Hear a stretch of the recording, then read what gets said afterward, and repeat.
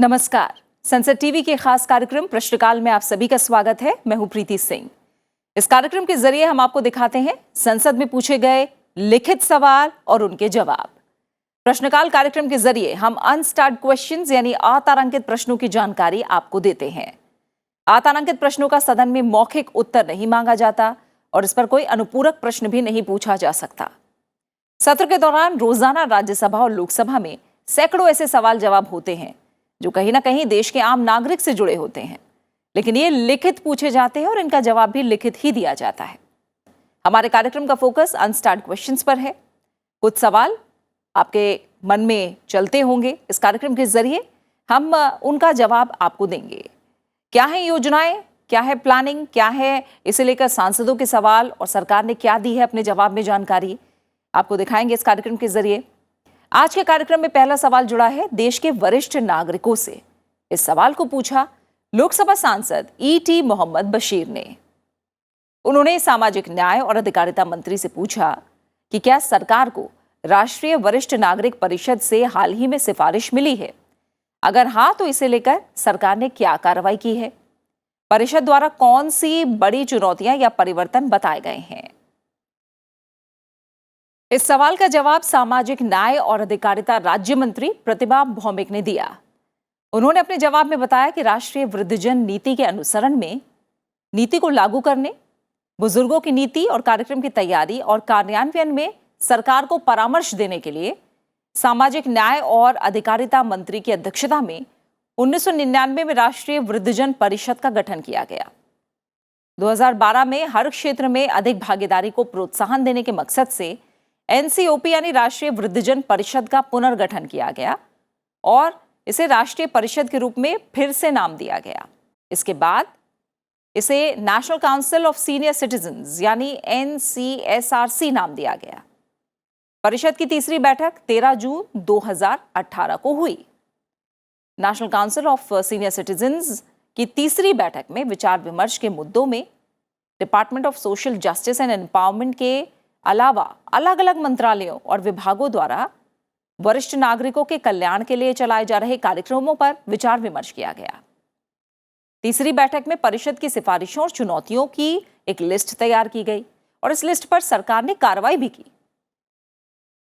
इसमें शामिल रहे माता पिता और वरिष्ठ नागरिकों का भरण पोषण और कल्याण अधिनियम 2007 में संशोधन।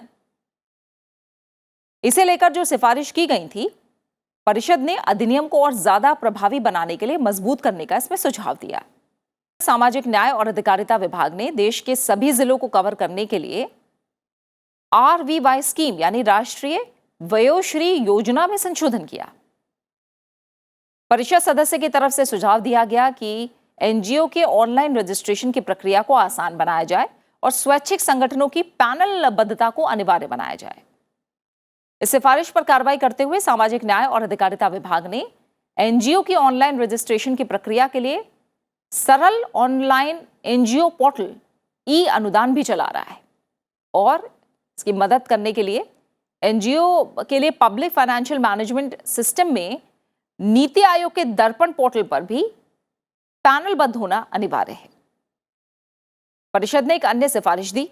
इसमें कहा गया कि ऐसे वरिष्ठ नागरिक जो कैंसर के मरीज हैं, उन्हें सीनियर सिटीजन वेलफेयर फंड से वित्तीय सहायता प्रदान की जा सकती है। इसे लेकर भारत सरकार ने राष्ट्रीय आरोग्य निधि के जरिए पहले ही कैंसर के मरीजों को 2 लाख रुपए तक वित्तीय मदद दी जा रही है, जबकि आपात स्थिति में 5 लाख की वित्तीय मदद दी जा रही है। परिषद ने जानकारी दी कि पेंशन राशि, लाभार्थियों की पहचान आदि जैसी विशेषताओं में संशोधन किया जा रहा है। इस सिफारिश को लेकर ग्रामीण विकास मंत्रालय राष्ट्रीय सामाजिक सहायता कार्यक्रम चला रहा है, जिसके तहत Indira Gandhi national old age pension scheme के अधीन बीपीएल वरिष्ठ नागरिकों को वृद्धावस्था पेंशन दी जाती है। Indira Gandhi national old age pension scheme के तहत पेंशन में केंद्रीय अंशदान 79 वर्ष तक प्रति लाभार्थी हर महीने 200 रुपए और 80 वर्ष से प्रति लाभार्थी 500 रुपए प्रति माह है। राज्य सरकारें इस राशि से अधिक अंशदान दे सकती हैं। वर्तमान में राज्य अंशदान के अनुसार वृद्ध लाभार्थी 200 रुपए से 1000 रुपए तक पेंशन प्राप्त कर रहे हैं।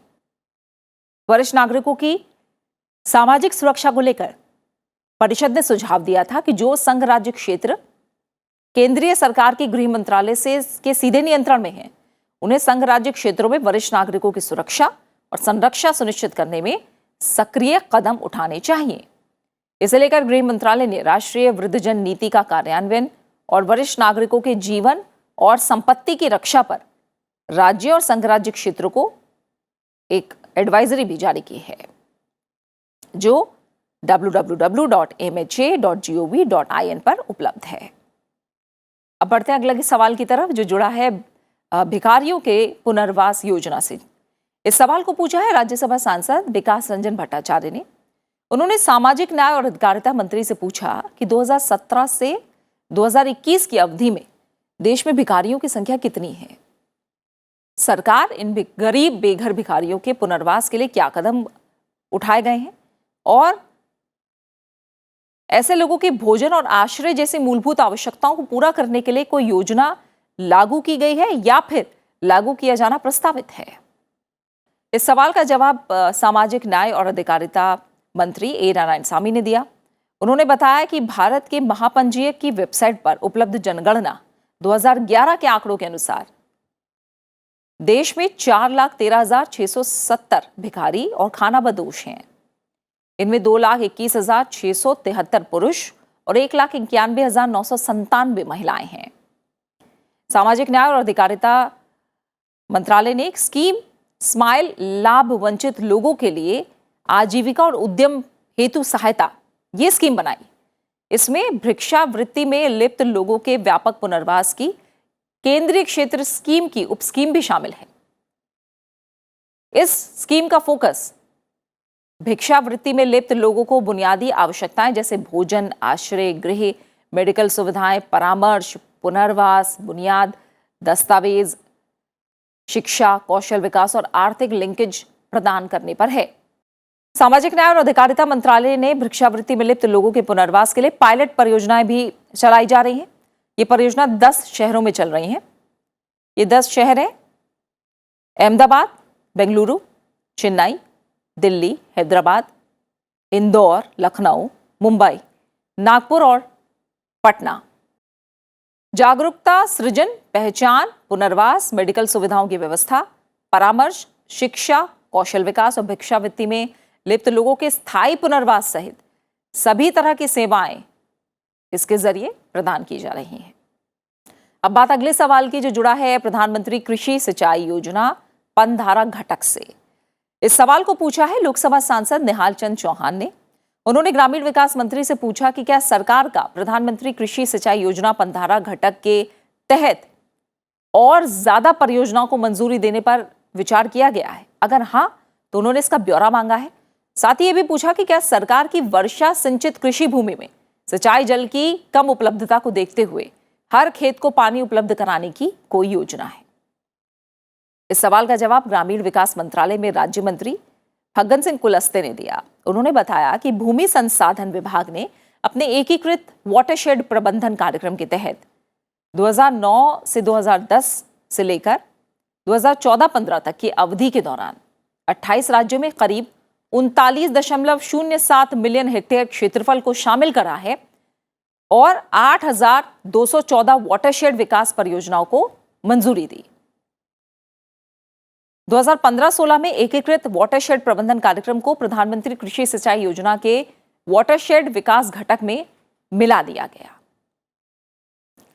भारत सरकार सभी चालू परियोजनाओं को पूरा करना चाहती है और इसलिए परियोजना अवधि को सितंबर 2021 तक बढ़ाया गया है। भूमि संसाधन विभाग WDC PMKSY के तहत किसी भी नई परियोजना के स्वीकृत किए जाने से पहले सभी चालू परियोजनाओं को पूरा करने का हर संभव प्रयास भी कर रहा है। सरकार का लक्ष्य प्रधानमंत्री कृषि सिंचाई योजना पनधारा घटक के तहत रिज टू वैली को अपनाकर वर्षा सिंचित और डिग्रेडेड भूमि का विकास करना है।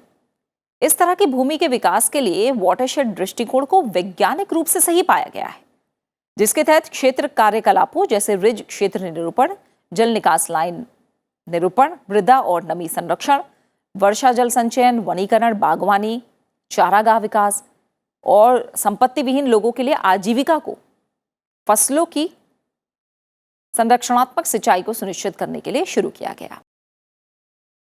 और अब बात करते हैं पंचायत प्रणाली में महिलाओं की। इस सवाल को पूछा लोकसभा सांसद अभिषेक बैनर्जी ने। उन्होंने पंचायती राज मंत्री से पूछा कि पंचायत प्रणाली में महिलाओं का प्रतिशत संबंधी डेटा क्या है, क्या पंचायत प्रणाली में महिलाओं का प्रतिनिधित्व बढ़ाना सुनिश्चित करने के लिए कोई कदम उठाए जा रहे हैं और अब तक इन्हें वितरित की गई धनराशि क्या है। इस सवाल का जवाब पंचायती राज राज्य मंत्री कपिल मोरेश्वर पाटिल ने दिया। उन्होंने बताया कि भारत के संविधान का अनुच्छेद 243 घ पंचायतों के अध्यक्ष के पदों और प्रत्यक्ष चुनाव से भरी जाने वाली कुल सीटों की संख्या में से महिलाओं के लिए कम से कम 1/3 सीटों के आरक्षण का प्रावधान करता है। मंत्रालय को जो सूचना मिली है उसके मुताबिक 21 राज्यों ने पंचायती राज संस्थानों में महिलाओं के लिए 50% आरक्षण के लिए अपने संबंधित राज्य पंचायती राज अधिनियमों में प्रावधान कर लिए हैं।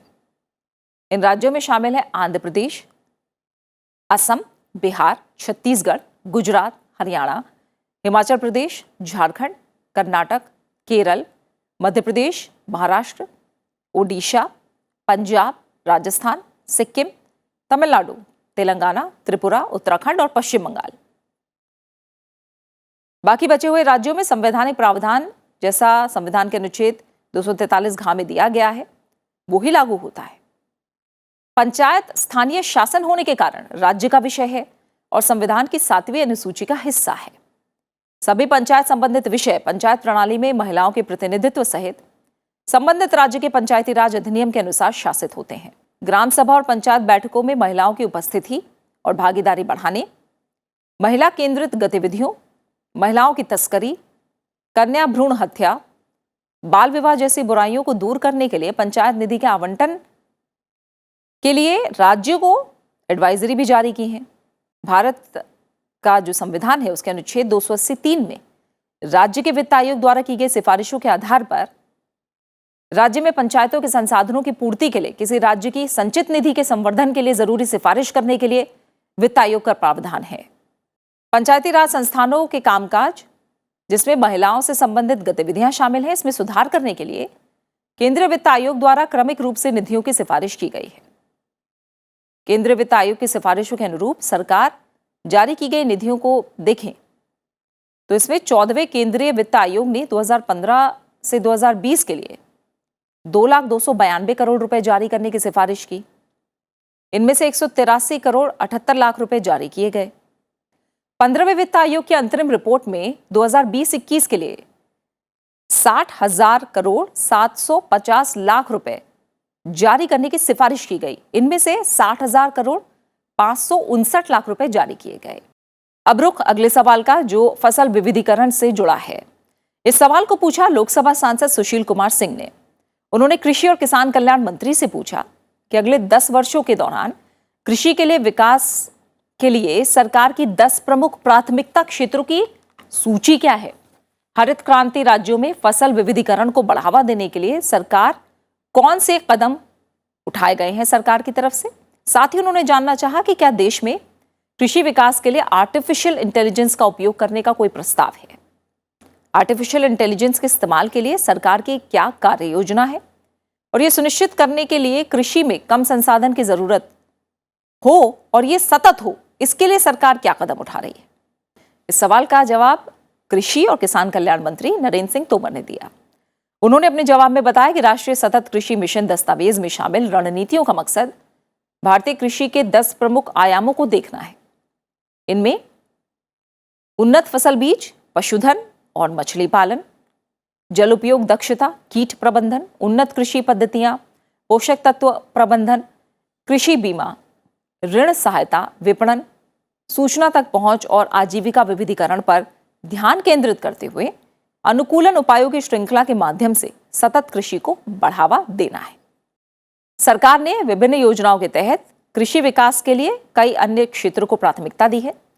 इसमें ब्याज छूट और वित्तीय सहायता के माध्यम से फसल के उपरांत जो प्रबंधन है उसकी पूरी अवसंरचना और सामुदायिक कृषि परिसंपत्तियों के लिए व्यावहारिक परियोजनाओं में निवेश के लिए एक मध्यम दीर्घकालिक ऋण के वित्त पोषण की सुविधा प्रदान करने के लिए कृषि अवसंरचना कोष, सूक्ष्म सिंचाई के माध्यम से खेत स्तर पर जल उपयोग दक्षता बढ़ाने पर ध्यान देने के लिए प्रधानमंत्री कृषि सिंचाई योजना का प्रति बूंद अधिक फसल घटक किसानों को अतिरिक्त आय प्राप्त करने और उनकी कृषि पद्धति को अधिक जलवायु अनुकूल बनाने में मदद करने के लिए फसलों के साथ साथ कृषि भूमि पर वृक्षारोपण को प्रोत्साहित करने के लिए कृषि वानिकी उप मिशन योजना शामिल है।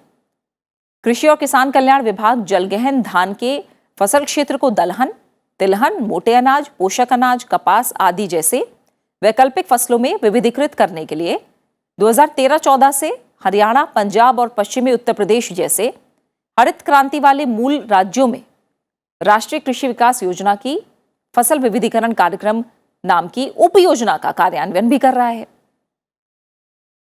राज्य सरकारों के प्रयासों को पूरक बनाने के लिए बागवानी फसलों के विविध उत्पादन को एकीकृत बागवानी विकास मिशन के तहत और राज्य की विशिष्ट जरूरतों को RKVY के तहत प्रोत्साहित किया जाता है। किसानों की आय दुगनी करने पर समिति के अनुरूप आर्टिफिशियल इंटेलिजेंस सहित नई और उभरती टेक्नोलॉजी के उपयोग वाली परियोजनाओं के लिए राज्यों और संघ राज्य क्षेत्रों से प्राप्त प्रस्तावों के वित्त पोषण को शामिल करने के लिए राष्ट्रीय ई गवर्नेंस कृषि योजना की केंद्र प्रायोजित योजना में संशोधन किया गया है। सरकार ने संघीय किसान डेटाबेस पर आधारित सेवाओं और समाधानों के विकास के लिए अवधारणा प्रमाण विकसित करने के लिए विभिन्न निजी क्षेत्र की संस्थाओं के साथ समझौता ज्ञापन भी किया है। इनमें से कुछ आर्टिफिशियल इंटेलिजेंस का उपयोग करने के लिए भी हैं। अगला सवाल जुड़ा है जन औषधि सुगम ऐप से। इस सवाल को पूछा है लोकसभा सांसद अरविंद सावंत ने। उन्होंने रसायन और उर्वरक मंत्री से पूछा कि देश में अब तक जन औषधि सुगम ऐप को कितने लोग इस्तेमाल कर रहे हैं। क्या सरकार इस ऐप के साथ प्रतिस्पर्धा करने के लिए प्रगति के साथ इस ऐप को अपडेट करने की योजना बना रही है? इस सवाल का जवाब रसायन और उर्वरक मंत्री मनसुख मांडविया ने दिया। उन्होंने बताया कि 4 अगस्त 2021 तक की स्थिति के अनुसार करीब 11,74,000 उपयोगकर्ता जन औषधि सुगम ऐप से जुड़े हैं। इस ऐप के जरिए इसका उपयोग करने वालों को दवाओं के नाम और कीमत, जेनेरिक दवा और उनके समकक्ष ब्रांडेड दवा के बीच कीमतों की तुलना, नजदीकी प्रधानमंत्री भारतीय जनऔषधि केंद्र, गुणवत्ता और लेन देन की पूरी जानकारी दी जाती है। जनऔषधि सुगम ऐप लगातार अपडेट भी की जाती है ताकि इसके जो इस्तेमाल करने वाले लोग हैं उन्हें ज्यादा से ज्यादा जानकारी आसानी से हासिल हो सके। अगला सवाल पूछा राज्यसभा सांसद राकेश सिन्हा ने। उन्होंने श्रम और रोजगार मंत्री से जानना चाहा कि क्या सरकार देश में मजदूर संगठनों की सदस्यता का सत्यापन करती है। अगर हाँ तो आखिरी बार कब सत्यापन किया गया और अगली बार कब सत्यापन किया जाएगा। साथ ही उन्होंने जानना चाहा कि सरकार ने आखिरी बार किए गए सत्यापन के आधार पर देश में अलग अलग मजदूर संगठनों की कुल संख्या कितनी है, इस बारे में उन्होंने जानकारी मांगी है। देश के कितने मजदूर संगठन अंतर्राष्ट्रीय श्रम संगठन या अन्य गैर संयुक्त राष्ट्र निकायों जैसे अंतर्राष्ट्रीय मजदूर संघ निकायों से जुड़े हैं, और क्या श्रम समस्याओं को समझने और संकट की स्थिति उत्पन्न होने से पहले ही समाधान तक पहुंचने के लिए सरकार और मजदूर संगठन निकायों के बीच नियमित संवाद करने के लिए कोई तंत्र मौजूद है। इस सवाल का जवाब श्रम और रोजगार मंत्री रामेश्वर तेली ने दिया। उन्होंने बताया कि सरकार देश में मजदूर संगठनों की सदस्यता का सत्यापन करती है। इस सवाल के जवाब में उन्होंने ये कहा कि हाँ, श्रम और रोजगार मंत्रालय मुख्य श्रम आयुक्त के कार्यालय के माध्यम से विभिन्न केंद्रीय श्रमिक संगठनों के संबद्ध पंजीकृत श्रमिक संघों का सामान्य सत्यापन करती है। केंद्रीय श्रमिक संगठनों से संबद्ध श्रमिक संघों का अंतिम सत्यापन 2008 में पूरा किया गया था। गणना की तारीख 31 दिसंबर 2011 रखते हुए नए सामान्य सत्यापन की प्रक्रिया शुरू कर दी गई है। पिछले सत्यापन के अनुसार श्रमिक संगठनों की जो सदस्यता है उनकी संख्या अनुबंध पर दी गई है, ये उन्होंने बताया। साथ ही अंतर्राष्ट्रीय श्रम संगठन नई दिल्ली के कार्यालय से प्राप्त जानकारी के अनुसार अंतर्राष्ट्रीय श्रम संगठन अधिकृत रूप से 11 केंद्रीय श्रमिक संगठनों के साथ काम करता है। सरकार श्रम संबंधी प्रमुख नीतिगत मुद्दों पर राज्य सरकारों, केंद्रीय श्रमिक संगठनों और केंद्रीय नियोक्ता संगठनों के प्रतिनिधियों के साथ त्रिपक्षीय परामर्श आयोजित करती है। अगला सवाल पूछा राज्यसभा सांसद डॉक्टर वी शिवदासन ने। उन्होंने आवासन और शहरी कार्य मंत्री से पूछा कि क्या सरकार के पास देश के बेघर लोगों के आंकड़े हैं। क्या 1990 से देश में बेघर लोगों की संख्या में वृद्धि हुई है? प्रधानमंत्री आवास योजना शहरी और ऐसी किन्हीं अन्य योजनाओं से कितने प्रतिशत बेघर लोगों को लाभ हुआ है? अकेले प्रधानमंत्री आवास योजना शहरी निधि के उपयोग से कितने घरों का निर्माण हुआ? और प्रधानमंत्री आवास योजना शहरी द्वारा सरकारों की योजनाओं के साथ सहयोग से कितने घरों का निर्माण हुआ है? इस सवाल का जवाब आवासन और शहरी कार्य राज्य मंत्री कौशल किशोर ने दिया। उन्होंने बताया कि आवासन और शहरी कार्य राज्य मंत्रालय संबंधित राज्यों और संघ राज्य क्षेत्रों के माध्यम से दीनदयाल अंत्योदय योजना शहरी आजीविका मिशन के तहत शहरी बेघरों के लिए आश्रय योजना चला रहा है। शहरी बेघरों के लिए आश्रय योजना के दिशा निर्देशों में आश्रय की आवश्यकता का आकलन करने के लिए, बेघरों की संख्या की पहचान करने के लिए शहरी स्थानीय निकायों द्वारा शहरों और कस्बों में व्यवस्थित तृतीय पक्ष सर्वेक्षण आयोजित करने का प्रावधान किया गया है। संबंधित राज्यों और संघ राज्य क्षेत्रों द्वारा किए गए सर्वेक्षणों में अब तक 2,45,945 शहरी बेघरों की पहचान की गई है। भूमि और कॉलोनीकरण राज्य के विषय हैं। राज्यों और केंद्र शासित प्रदेशों द्वारा बेघरों समेत पात्र लाभार्थियों की पहचान की जाती है। केंद्र सरकार राज्यों और केंद्र शासित प्रदेशों की वित्तीय सहायता करके आवास संबंधी मांग को पूरा करने के लिए प्रधानमंत्री आवास योजना शहरी के माध्यम से राज्यों और केंद्र शासित प्रदेशों के प्रयासों में सहायता भी कर रही है। अब तक 1,12,95,047 आवास मंजूर किए गए हैं। इनमें से 50,16,899 आवास बना दिए गए हैं और प्रधानमंत्री आवास योजना शहरी के तहत लाभार्थियों को आवंटित किए गए। इसके अलावा दीनदयाल अंत्योदय योजना शहरी आजीविका मिशन के तहत शहरी बेघरों के लिए अब तक 87,745 लोगों की कुल क्षमता वाले 1,602 आश्रय भी चल रहे हैं। अगला सवाल जुड़ा है पंजाब विश्वविद्यालय के गठन में परिवर्तन से। इस सवाल को पूछा राज्यसभा सांसद नरेश गुजराल ने। उन्होंने शिक्षा मंत्री से पूछा कि क्या सरकार पंजाब विश्वविद्यालय में विश्वविद्यालय अधिसभा और संघ के चुनाव को खत्म करने, इसके गठन की मूल संरचना में परिवर्तन कर रही है, और अगर हाँ तो इसका ब्यौरा क्या है?